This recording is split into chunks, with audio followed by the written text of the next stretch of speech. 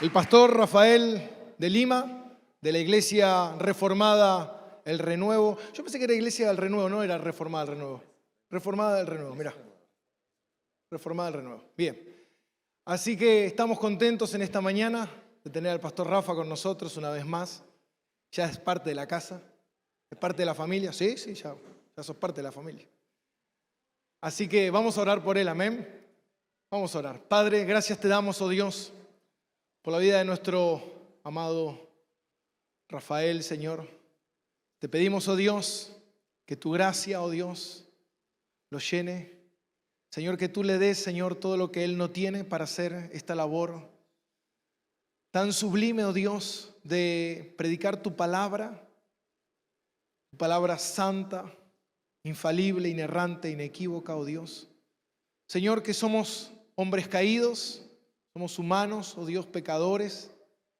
Señor, que necesitamos de tu misericordia y de tu gracia en todo momento para hacer esta tarea, Señor, de cortar con precisión, de predicar con exactitud, Señor, lo que tú has revelado, Señor, a tu pueblo, Dios. Padre, gracias te damos por su vida, por la vida de su esposa, por la congregación que nos prestó a su pastor el día de hoy. Gracias te damos, oh Dios, en el nombre de Cristo Jesús. Amén y amén. Bueno, muy buenos días a todos. Gracia y paz de parte de Dios nuestro Padre y del Señor Jesucristo, que nos convoca esta mañana para adorarle. La predicación de las Escrituras de manera expositiva es parte de la adoración a Dios. Las canciones que acabamos de cantar y demás no es un relleno, no es una transición ni nada. Todo eso es parte de la adoración a Dios. Todo lo que nosotros hacemos acá es parte de la adoración a Dios. La alabanza es adoración a Dios cantada, la predicación, la exposición de las Escrituras es adoración a Dios, las ofrendas son adoración a Dios, la oración es adoración a Dios, todo lo que nosotros hacemos es adoración al Señor.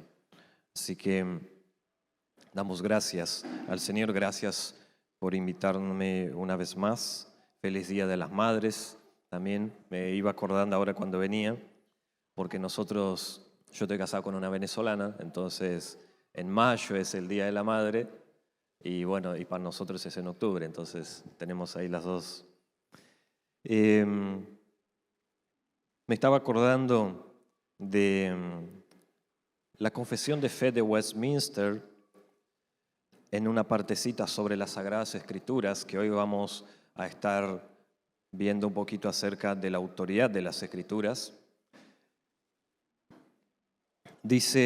Arranca diciendo: aunque la luz de la naturaleza, las obras de la creación y la providencia manifiestan la bondad, la sabiduría y el poder de Dios de tal manera que los seres humanos no tienen excusa delante de Dios, sin embargo, estas no son suficientes para dar aquel conocimiento de Dios, de su voluntad, que es necesario para salvación.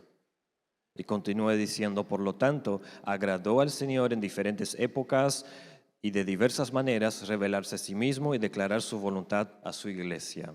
Luego, para la mejor preservación y propagación de la verdad y para el establecimiento y consuelo más seguros de la iglesia contra la corrupción de la carne, la malicia de Satanás y del mundo, le agradó también poner por escrito dicha revelación, los 66 libros que tenemos en la Biblia, en forma completa. Ello hace que las Santas Escrituras sean de lo más necesarias, puesto que ahora han cesado ya aquellos modos anteriores por los cuales Dios reveló su voluntad a su pueblo. Tenemos todo lo que nosotros necesitamos en la Biblia. Estos 66 libros inspirados tienen autoridad sobre nosotros, que es lo que vamos a ver un poquito. Son inspirados, autoritativos, son inerrantes, es decir, no contienen errores en sus originales. Es útil, es nuestra regla de fe y práctica evangélica, es la única. Todo lo demás, confesiones y demás que solemos usar, están subordinadas, como esta que acabo de leer, este fragmento, es siempre subordinado a las Escrituras. Son suficientes, ya han hablado de la suficiencia de las Escrituras en este mes. son suficientes y contienen todo lo que nosotros necesitamos para alcanzar la salvación. Ahora me gustaría que me acompañen a 2 de Timoteo,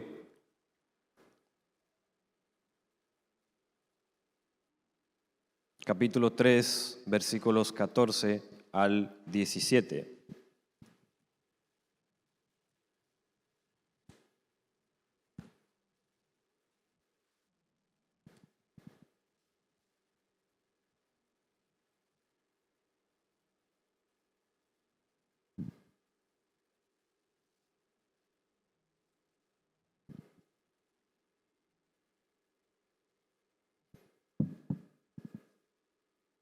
Segunda de Timoteo, capítulo 3, versículos 14 al 17.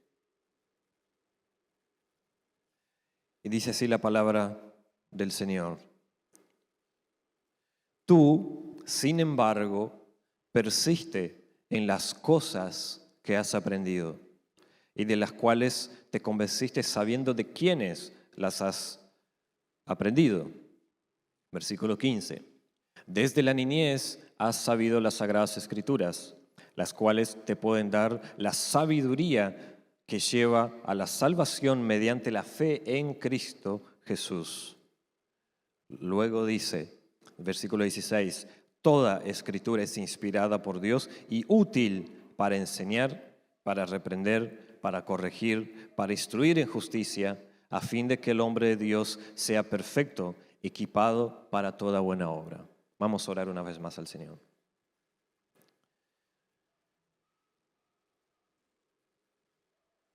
Padre, te doy gracias una vez más por el gran privilegio, Señor, de servirte, por poder compartir, Señor, esta mañana con mis hermanos, Señor, que nos reciben, Señor, con amor en esta mañana.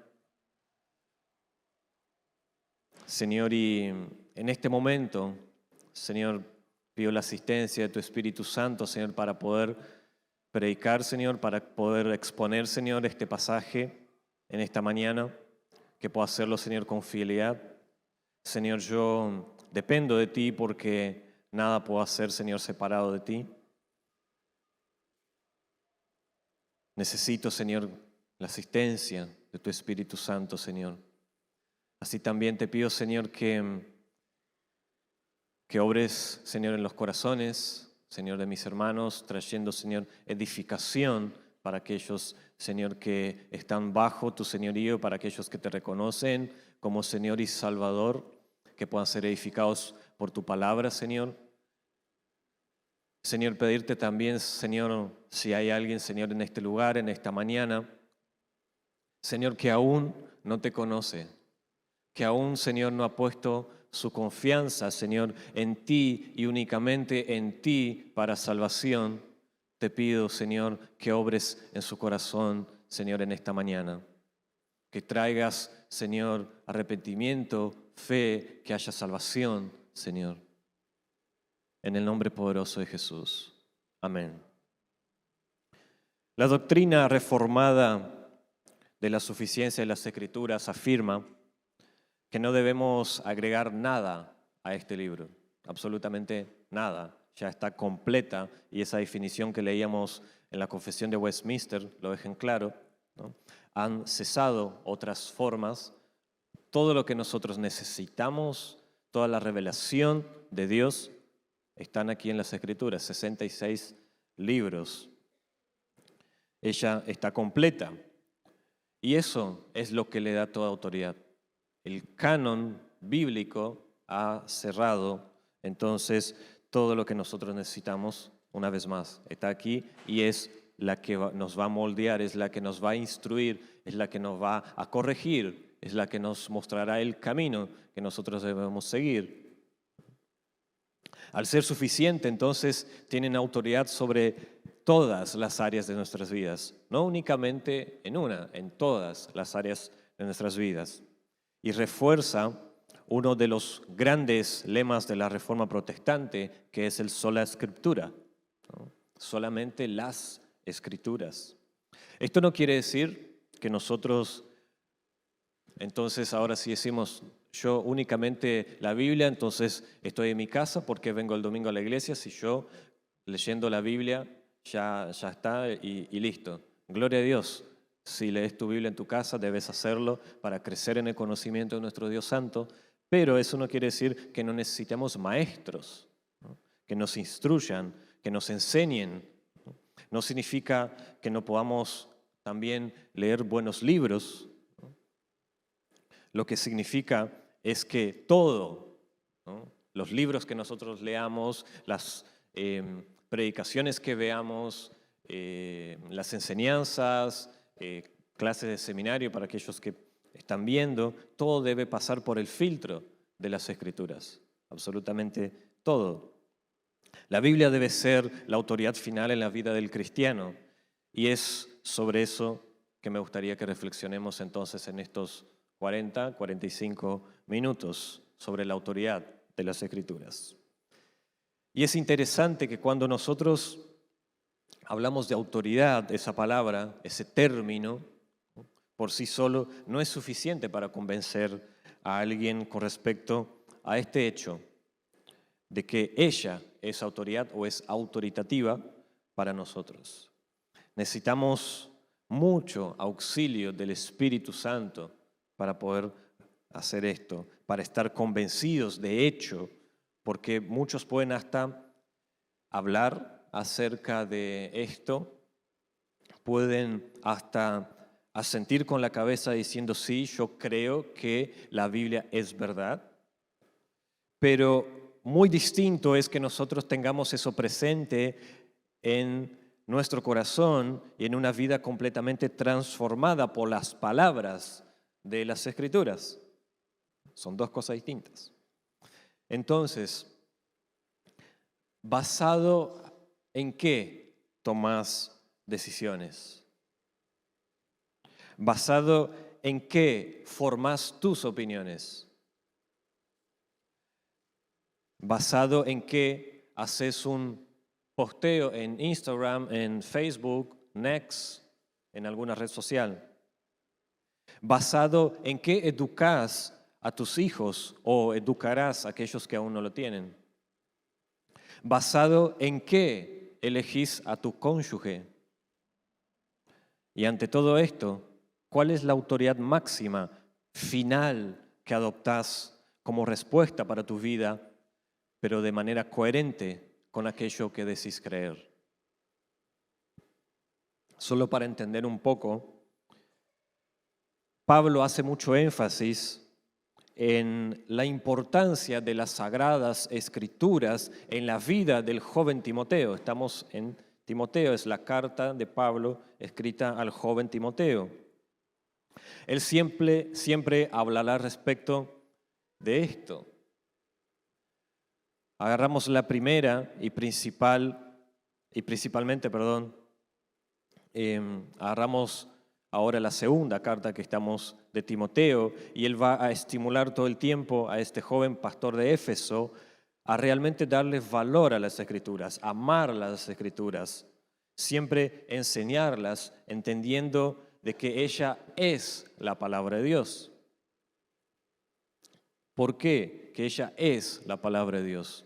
Porque lamentablemente, a lo largo de la historia, muchas personas de forma diabólica han querido quitar esta autoridad de las Escrituras de nuestras vidas. Incluso se ha infiltrado en algunos seminarios en los siglos XX, sobre todo, lo que nosotros conocemos como la teología liberal. ¿Qué hizo esa teología liberal? Dice, la Biblia no es la palabra de Dios, sino que la Biblia contiene la palabra de Dios. Y en base a eso hacen todo un trabajo de interpretación que obviamente, si parte de esa base, cada vez va a estar más lejos de Dios. Las Escrituras entonces son la palabra de Dios. Desde esa base partimos. Si vamos al capítulo 1, versículo 14, solamente para tener un contexto y demás, Pablo le dirá a Timoteo que guarde el tesoro que te ha sido entregado.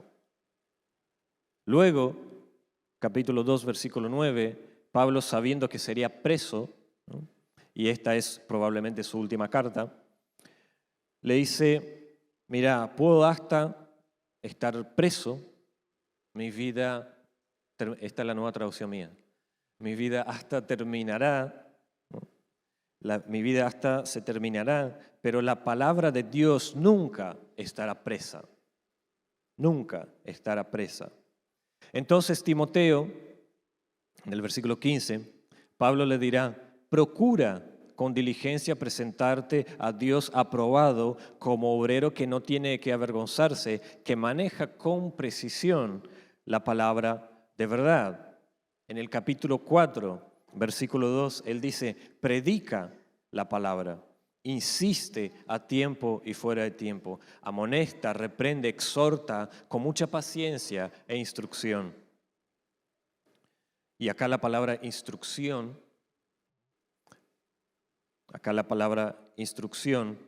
cuando lo usa, es también traducida, puede ser traducida como doctrina, ¿no? Y si nosotros volvemos allá para el comienzo del capítulo 3, si me acompañás, esos títulos nos ayudarán un poquito a comprender el contexto en que nosotros estamos, el contexto en el que Pablo afirma, ¿no?, la autoridad de las Escrituras. Y el título en mi Biblia dice, carácter y conducta de los hombres en los últimos días. Así arranca el capítulo 3. Y él comienza diciendo, en los últimos días vendrán tiempos difíciles. Y ahí empieza a dar una lista diciendo, porque los hombres serán amadores de sí mismos, ávaros, jactanciosos, soberbios, blasfemos, desobedientes a los padres, ingratos, irreverentes, sin amor. Y la lista ahí sigue que Pablo va describiendo. Pero lo peor es que él va a decir en el versículo 5, dice, teniendo apariencia de piedad, pero habiendo negado su poder, a los tales evita. Probablemente Pablo no está hablando de gente de afuera de la iglesia, sino de aquellos que estaban dentro de la iglesia allí en Éfeso. Esto que le dice a Timoteo sobre los últimos tiempos, de cómo serían, que causarían contiendas y demás, no es porque las personas de afuera, no es por ellas, sino que habla de personas que por fuera pueden parecer piadosas, pero que por dentro niegan el poder del Evangelio con sus vidas. Sus vidas no tienen nada que ver con el Evangelio. Por fuera hay una apariencia de piedad, pero por dentro, y le dice, porque nunca llegarán a conocer el Evangelio verdadero. Le dice, cuidado con estas personas, porque sus vidas, sus palabras, sus acciones, ¿no?, y demás, su praxis, su práctica, han negado realmente el Evangelio que decían creer. Entonces, ¿qué quiere decir esto? Que realmente nunca han creído el Evangelio verdadero. Entonces, a partir del versículo 10, él dice, Timoteo, yo sé que estás firme en la palabra de Dios. Yo te conozco, sé que vas a permanecer. Sé que estarás firme en lo que has aprendido, en lo que te he enseñado. Pero ¿qué sucederá con los que quieren vivir piadosamente cerca de Jesús? Quienes quieren parecer cada vez más con Jesucristo y viven sus vidas a la luz de las Escrituras. ¿Qué sucederá con estas personas? Versículo 12. ¿Serán qué estas personas? Serán perseguidas. Esa era la realidad de la que Pablo alertaba a Timoteo. ¿Querés vivir de forma recta? ¿Querés vivir de forma plena? ¿Querés vivir delante de Dios? ¿Querés vivir de acuerdo con las santas Escrituras? ¿Querés vivir conforme a todo el consejo de Dios? serás perseguido. ¿Cómo podría Timoteo permanecer firme en relación con estas cosas que pasarían? ¿Cómo nosotros, cristianos, hoy, acá, podemos permanecer firmes delante de la realidad que está a nuestro alrededor? No hago referencia únicamente a la persecución como tal, sino de todas las ideas, de todas las ideologías que hoy vemos que están presentes, de todo el progresismo que encontramos y demás pensamientos que nos rodean. ¿Cómo permaneceremos nosotros firmes ante todas estas cosas que suceden? ¿Y por qué la Biblia, que es suficiente y que tiene autoridad en la vida del joven Timoteo, puede serlo para nosotros ante cualquier situación? En primer lugar, la Biblia sirve al propósito de la redención. Ella apunta, es decir, nos muestra, nos guía por el camino de la salvación. Nosotros cantamos hace un rato, la salvación es del Señor. Y también había una partecita que dice, que ahora se me fue, pero que estamos escondidos en Cristo. ¿Y cómo nosotros vamos a saber de la salvación? ¿Cómo nosotros vamos a conocer al Dios que llama, que justifica, que santifica, que adopta, que glorifica, que glorificará? A través de las Escrituras. ¿Cómo nosotros creceremos en nuestro conocimiento de ese Dios santo y a la vez cercano? A través de las Escrituras. Mirá lo que dice Pablo en el versículo 14. Tú, sin embargo, él venía hablando una larga lista de estas personas y demás, ¿no? Pero dice, pero tú, Timoteo, tú persiste, o sea, permanece en las cosas que has aprendido y de las cuales te convenciste sabiendo de quiénes has aprendido. Desde la niñez, versículo 15, has sabido las Sagradas Escrituras.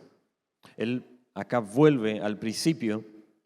Después, si regresas al capítulo 1, versículo 15, él va a citar, Pablo, de quién había aprendido Timoteo en realidad. Pablo le dirá, la fe sincera que hay en ti, la cual habitó primero en tu abuela Loida y en tu madre Eunice, y estoy seguro que en ti también. Le está diciendo, acordate de esas palabras, acordate quién te las enseñó. Incluso Pablo también dirá que le enseñó. Permanece firme, Timoteo. ¿Sabes por qué la palabra tiene autoridad en tu vida, en mi vida, y nos ayudará a permanecer firmes ante cualquier circunstancia? Porque las Sagradas Escrituras pueden ¿qué? Para nosotros ahí en el versículo 15, las cuales te pueden dar sabiduría que lleva a la salvación mediante la fe en Cristo Jesús. La Biblia narra, la Biblia desenlaza la historia de la redención. Esto comienza en Génesis, esto no es únicamente acá en las cartas de Pablo a Timoteo, esto comienza en Génesis. Y quiero recordarles, por más que ya muchos sepan esta historia, en Génesis está la afirmación de que Dios creó todas las cosas con el poder de su palabra. Ahí ya comienza a mostrar quién es el Dios al cual nosotros servimos, que por la palabra, por el poder de su palabra, forma todas las cosas. ¿Quién es el que está presente justamente acá? Porque Dios es omnipresente, Dios es omnisciente, todo lo sabe, está presente en todos lugares, es omnipotente, todo lo puede. Este es el Dios que formó todas las cosas, que creó todas las cosas y que está presente ahora mismo. Es el Dios que por el poder de su palabra crea todas las cosas. Y Él dice, ¿qué dice ahí cuando termina de crear y demás? Que todo era bueno, ¿no? Dios creó y vio que todo era bueno. Luego crea la familia, crea el casamiento y todo lo demás, ¿no? Pero dice que la serpiente era la más astuta de los animales. ¿Y qué hace la serpiente? Engaña a Eva, engaña a Adán, y por el pecado de incredulidad de ellos caen en el error. ¿Por qué incredulidad? Porque Dios les había dicho algo y ellos no confiaron en Dios, hicieron todo lo contrario. Pecado de incredulidad. Entonces, si nosotros vamos a otros textos de las Sagradas Escrituras, Pablo en Romanos dirá que por causa del pecado de un hombre entró la muerte al mundo, y ahora la paga o la consecuencia de ese pecado, primero, ¿qué es? Muerte. Y si me prestas atención ahora, si tu vida no está rendida a Cristo, si tu vida no está rendida ante el Señor de señores, si ya fuiste en contra de la santidad de Dios, sea cual fuera tu pecado, grande, pequeño, la consecuencia de eso ante un Dios santo, puro, justo, verdadero, es muerte. Es pagar por el pecado. La consecuencia es una separación eterna de Dios, también conocida como el infierno. El infierno es una separación eterna de Dios, es un sufrimiento eterno, separados del Creador, de nuestra fuente de vida. Esto es el infierno. Pero la historia sigue. Ahí mismo en Génesis, Dios dice que la serpiente iba a herir a la simiente de la mujer. La simiente de la mujer es Jesús. Iba a herir a la simiente de la mujer en el talón, pero ¿qué dice también allí en Génesis? Pero él le aplastará la cabeza. Esto le aplastará la cabeza. Esto habla de Cristo. Ahí mismo en Génesis, porque esto se cumple en la cruz, en ese momento la serpiente es aplastada. Ahí mismo en Génesis, Dios anuncia todo el desenlace de la historia. Ahora, como pecadores, tendrán que pagar las consecuencias de esto. ¿Y quién podrá estar ante la presencia de Dios siendo pecador? Entonces, Dios el Hijo, de forma voluntaria, se ofrece a sí mismo, haciéndose hombre, viviendo una vida perfecta, sin pecados. Y esta historia, entonces, camina a la cruz, hacia la crucifixión de nuestro Señor Jesucristo. Todo apuntando a ese momento. Desde el Génesis ya vemos cómo apunta a la cruz. De hecho, alguien ha dicho, que ahora no recuerdo el nombre de algún teólogo, pero ha dicho que te pares donde te pares en la Biblia, donde sea, siempre va a apuntar a la cruz. Y eso es verdad. Absolutamente todo. Si nosotros estamos leyendo, no sé, Samuel 1, 2, 3, el que sea, de ahí, no de una manera forzosa, tenemos que sí o sí llevarlo a la cruz, pero conduce a la cruz desde ahí también. El libro que sea donde nosotros estemos apunta a la obra de redención o algún aspecto del Evangelio. Entonces, todo apunta a la cruz. Y cuando nosotros vemos todo del Antiguo Testamento, cada sacrificio, cada profeta, cada sacerdote, cada rey en el Antiguo Testamento y todo lo que hacían apuntaba de forma clara a Jesús. Aquel que sería el único capaz de morir en nuestro lugar y pagar por nuestros pecados, pasados, presentes, futuros. La historia continúa. Jesús no permaneció allí muerto. Jesús resucitó al tercer día. Es interesante que cuando uno mira en el Antiguo Testamento y ve algunas sombras, como por ejemplo los dos ángeles arriba del arca del pacto, cuando Jesús resucita también allí y las mujeres van camino a la tumba, ¿qué hay allí? Dos ángeles también. Y les dicen, ¿qué buscan acá? Otra vez, traducción argentina. ¿Qué buscan acá? ¿Por qué buscan a aquel que resucitó? Entonces, luego Jesús es visto por muchos también y asciende, sube a los cielos. Y cuando todos están allí viendo Jesús ascendiendo, nos dice que dos ángeles nuevamente aparecen y les dicen, ¿por qué están mirando para arriba? Ahora Él está con nosotros por medio del Consolador, por medio del Espíritu Santo que habita en vos si eres cristiano. El Espíritu Santo, y nos dice, prepararé una morada y volveré a buscarlos. Es toda esta historia de la cual nos habla nuestro texto que nos pueden hacer sabios para salvación en Cristo Jesús.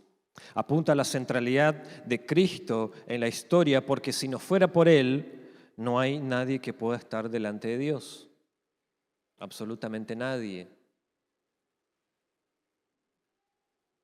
Si no fuera por el sacrificio de Cristo en la cruz, nadie entraría al cielo. ¿Por qué Dios ahora nos deja entrar al cielo? ¿Por qué Dios ahora nos recibe cuando nosotros oramos en su presencia? ¿Por qué Dios, que es santo, nos recibe a nosotros? ¿Por qué Dios extiende el cetro de la amistad hacia nosotros? No por algo que hayamos hecho nosotros, no por algo que hay en nosotros, sino porque nosotros estamos escondidos en Cristo. De manera que si tú eres un creyente verdadero, has nacido de nuevo, cuando Dios te mira, en realidad ve a Cristo, ve a lo que Cristo ha hecho. Y por eso Dios te acepta, porque estás escondido en Cristo.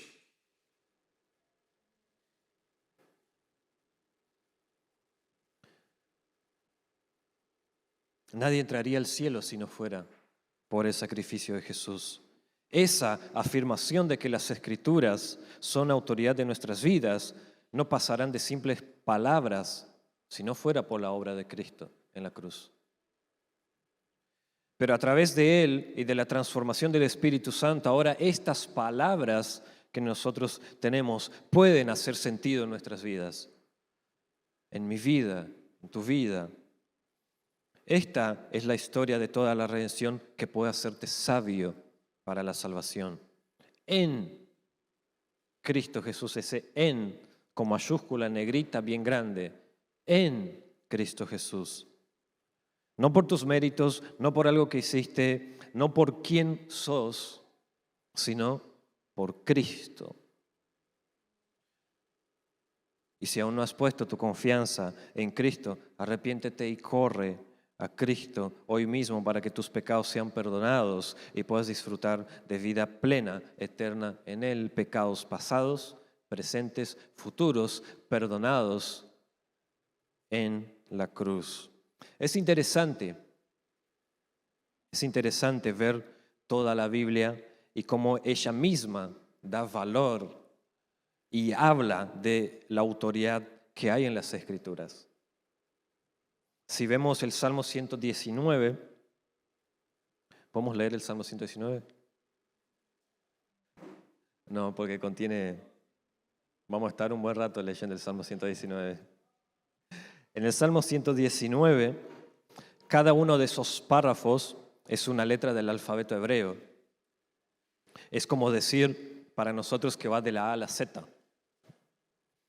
Es como esos multivitamínicos que hay por ahí que es para todo, sirve para cualquier cosa, ¿no? Es como decir, trata esto de la A a la Z, sirve para todo. Así es la Biblia, ¿no?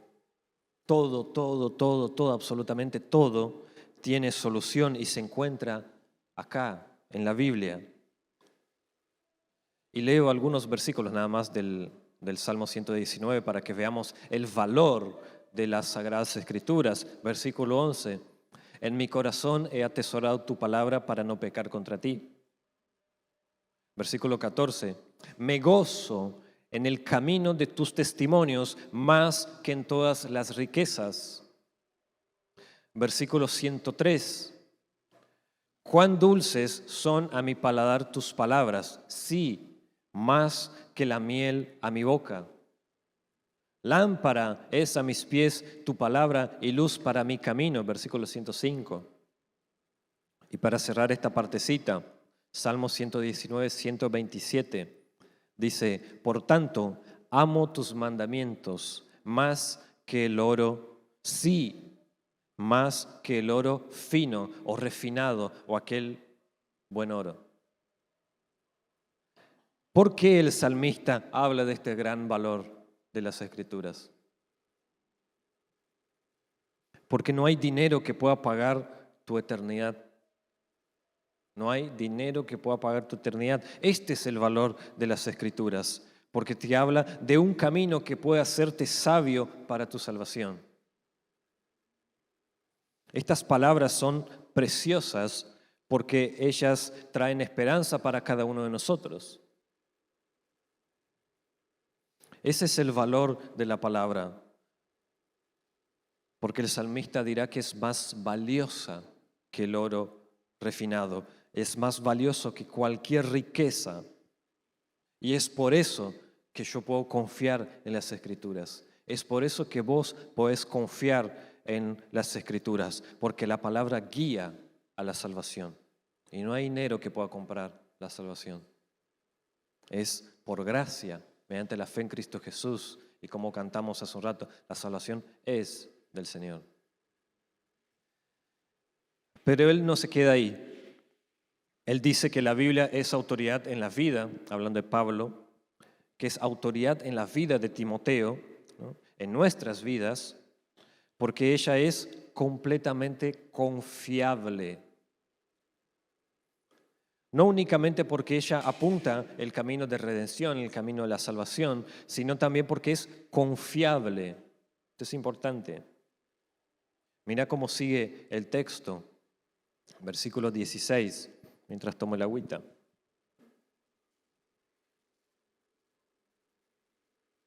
¿Qué dice en la primera parte del versículo 16? Toda escritura es inspirada. Eso significa que Dios es el que da origen a esa palabra y visto y considerando que Dios, que viene de Dios y que Dios es confiable, la palabra de Dios es confiable porque provienen de Él. Él las inspiró. Él es confiable, entonces su palabra es confiable. Ahora, ¿qué quiere decir Pablo con toda escritura? ¿Qué quiere decir Pablo con esto? Podemos pensar acá en algunas porciones del Antiguo Testamento, ¿no? Era lo que ellos tenían allí.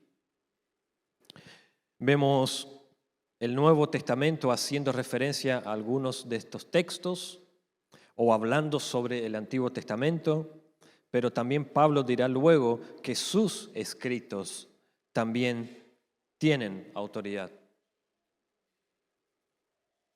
Sus cartas, primera, segunda de Corintios, sus escritos tenían autoridad. ¿Por qué? Porque era palabra de Dios. Pablo, apóstol, siendo inspirado por el Espíritu Santo de Dios para escribir, era Dios mismo hablando por medio del apóstol Pablo. Entonces sus cartas tenían autoridad también. Pero para el contexto acá, Pablo está refiriéndose a todo el Antiguo Testamento que él tenía acceso, pero también a todas las cartas y evangelios que habían sido escritos en su época. Es bien probable que por la época que fue escrita 2 Timoteo, que apenas otras 4 cartas fueron escritas después, así que imagínense lo que ya había. Entonces, todas estas escrituras son inspiradas. Por lo que dice Pablo, todo esto que yo tengo, haciendo referencia al canon, ¿no?, es autoridad. Hoy nosotros tenemos el canon completo, 66 libros, y está cerrado, no se le agrega más nada, no se le quita, es eso. El canon ha cerrado. Esto que nosotros tenemos hoy es autoridad sobre nuestras vidas. Pablo tenía la convicción de que eso era así porque el mismísimo Dios hablaba por medio de su Espíritu Santo y él podía ir haciendo todo. No es tampoco que Dios obligó a Pablo de alguna manera robótica y que él no sabía lo que estaba haciendo. La inspiración, nosotros hablamos técnicamente como que es orgánica, es decir, que Dios usó los autores bíblicos en sus contextos, en sus diferentes circunstancias que ellos pasaban para poder hoy entregarnos su palabra.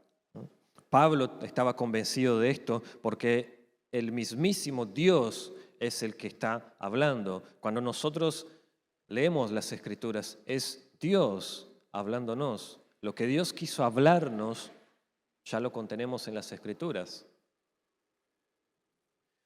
Por eso él dice que toda Escritura es inspirada, es respirada, es soplada, podríamos decir también, por Dios, respiradas por Él. Y por eso son infalibles, porque Dios es infalible. Por eso son inerrantes, porque Dios no contiene errores. Por eso tienen autoridad, porque Dios es el creador de todas las cosas y tiene dominio sobre todo. Por eso son suficientes, porque Dios es suficiente. Infalible, porque todo lo que hay también o ya se cumplió o se cumplirá. Inerrante porque no contiene errores en sus escritos originales y no se contradice. La Biblia no se contradice. Tienen autoridad sobre nosotros, son nuestra regla de fe y práctica. No hay otra revelación, no hay otra autoridad sobre nosotros.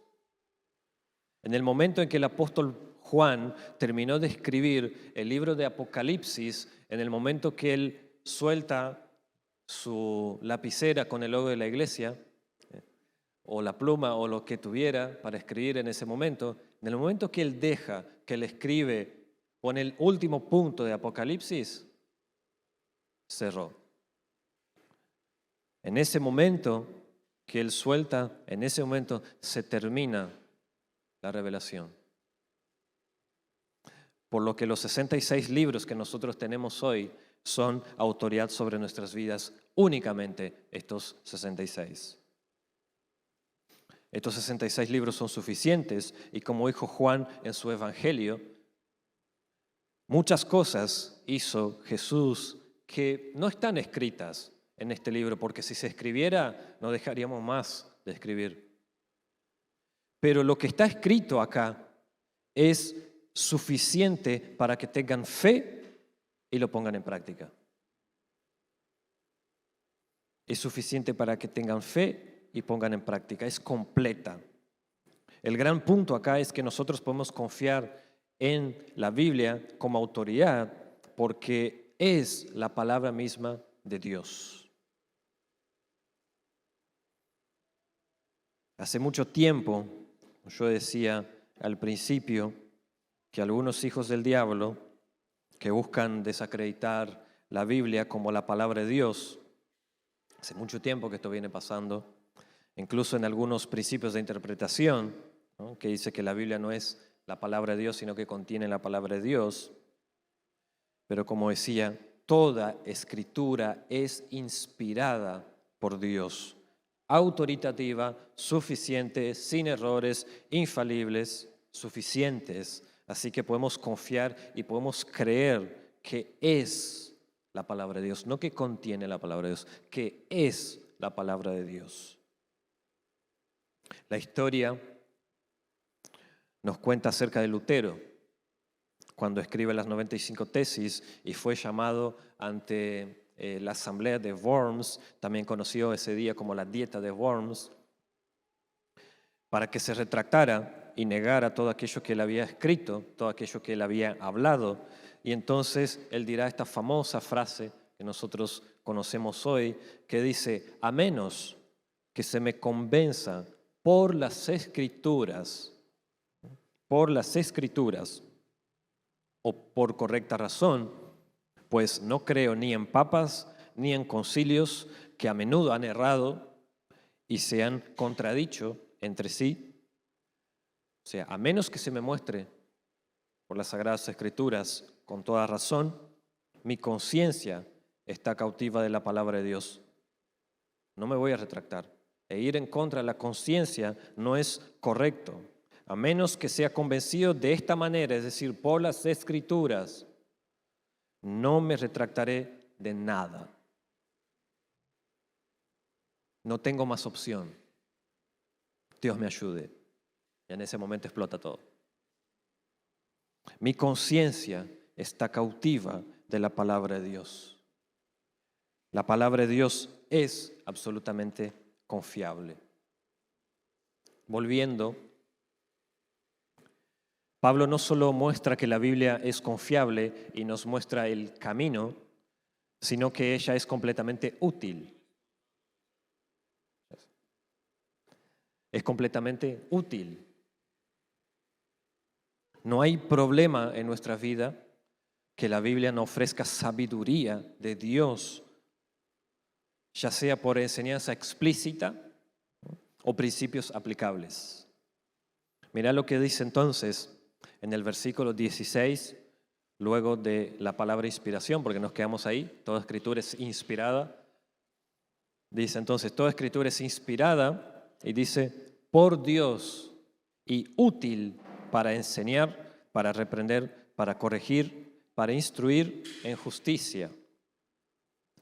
La escritura es útil para enseñar, y otra palabra acá podría ser doctrina, también enseñanza, doctrina.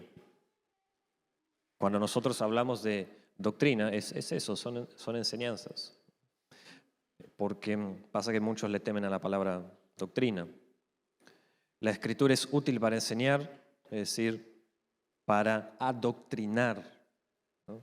Está muy mal vista la palabra doctrinar hoy porque hablamos de adoctrinamiento en las escuelas. Sí, hay un adoctrinamiento diabólico hoy con ideologías y demás cosas a nuestro alrededor, pero la palabra adoctrinar es en realidad también instruir. Entonces nosotros lo usamos para hablar de adoctrinar en las Sagradas Escrituras. ¿Qué quiere decir? Enseñar en las Sagradas Escrituras, instruir en las Sagradas Escrituras, lo que la Biblia dice, ¿no? Y que debemos creer si somos cristianos y practicar. Es decir, es útil para que sepamos qué debemos creer. Con esto me refiero a adoctrinar, ¿no? Nos enseña qué debemos creer nosotros y cómo vamos a saber qué creer si no es por la palabra de Dios. La Escritura es útil. Es como si fuera nuestro manual de instrucciones. Y quizás algunos de nosotros acá ni leemos un manual de instrucciones, ¿no? Si ya conoces sobre un aparato, no lees el manual de instrucciones. Pero yo creo que si nosotros leyéramos el manual de instrucciones, conoceríamos más, funciones de nuestro celular, tantas cosas. Yo nunca leí el manual de instrucciones en mi celular. Pero conoceríamos más cosas que podemos hacer con nuestro celular.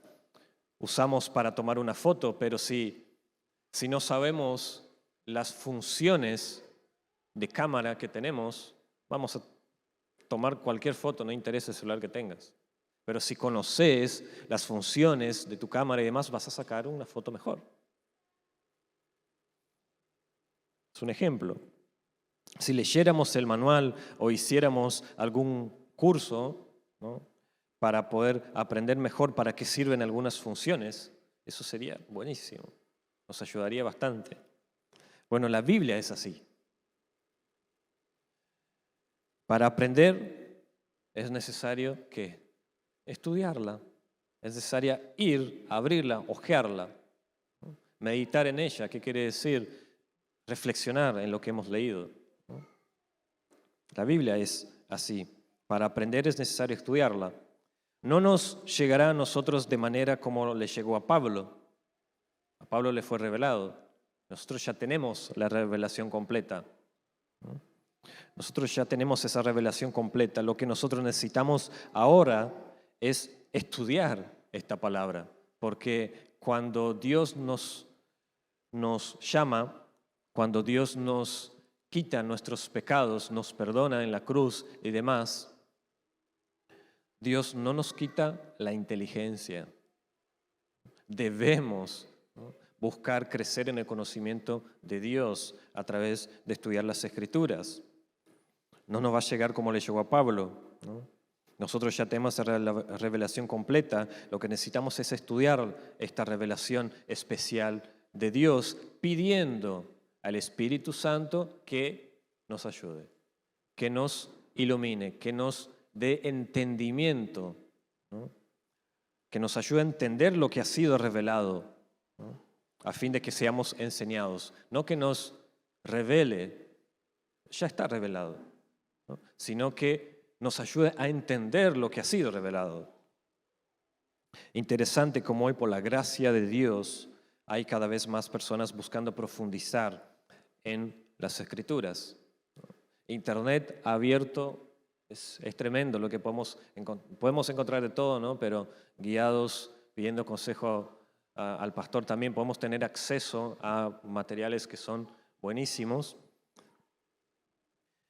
Es la palabra de Dios la que transforma realidades, lo está haciendo. Cada vez más personas están yendo y quieren profundizar.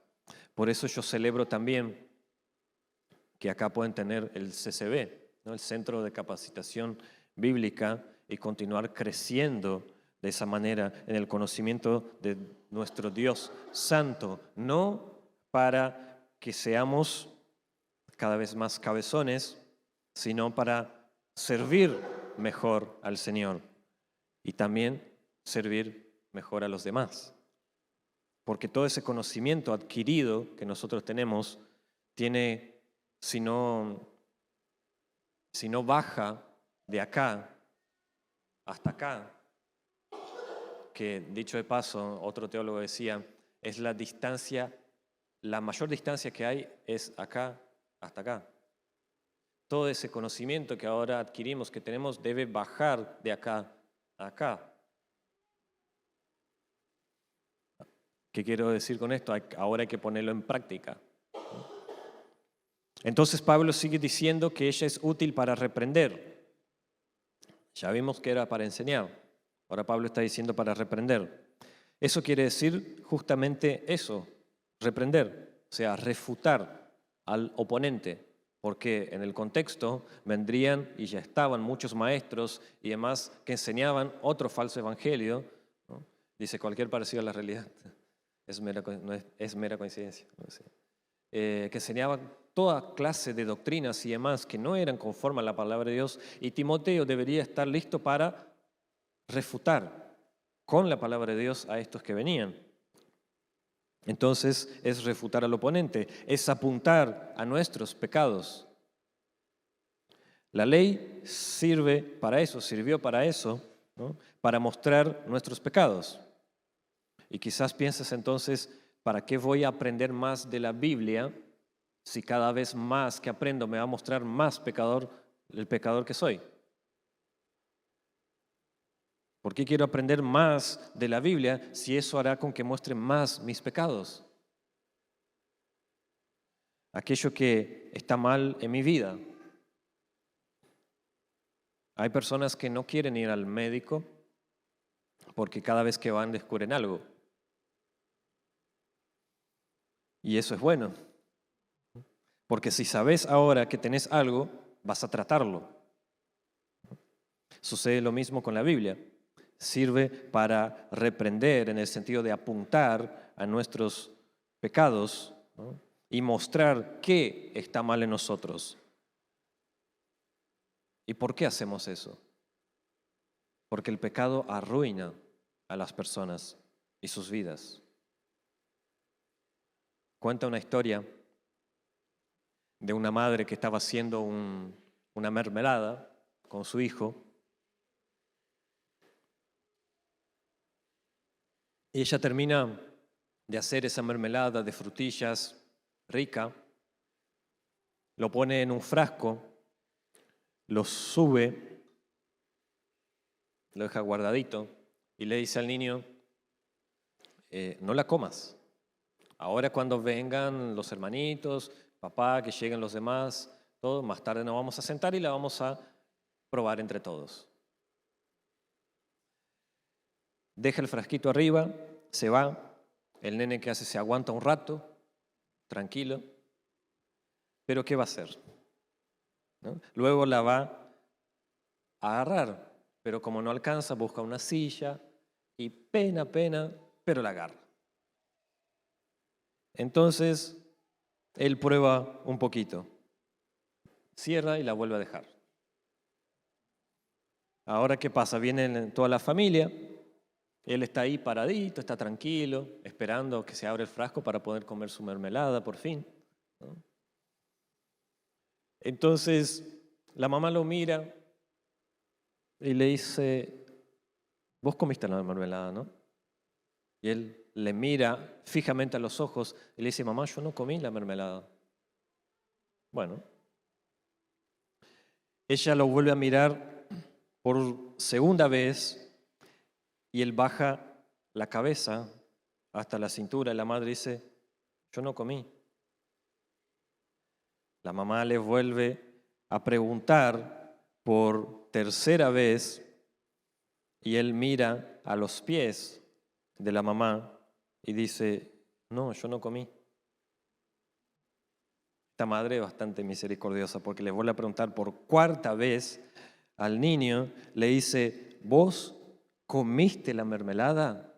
Él baja más su cabeza y se da cuenta que tenía una mancha de mermelada acá.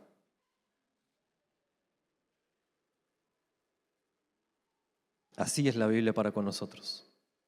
De esta manera, de la misma manera sucede. Quizás la primera vez que ella me muestra